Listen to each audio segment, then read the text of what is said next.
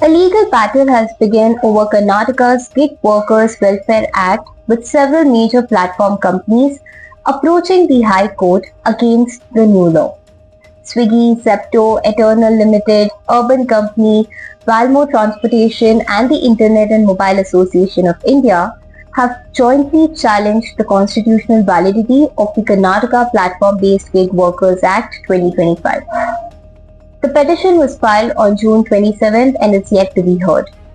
The companies have also sought to quash the rules framed under the Act, the notification constituting the Welfare Board, the government order issued in February 2026, and notices directing them to form internal dispute resolution committees, pay welfare fees, and submit information.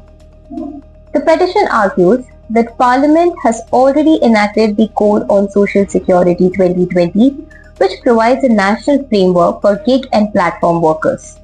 It claims the Karnataka law creates a parallel system leading to dual compliance and additional financial liabilities for platform companies. The petitioners have further argued that the state law conflicts with the central legislation, violates constitutional provisions, including Article 14, and imposes arbitrary obligations on aggregators.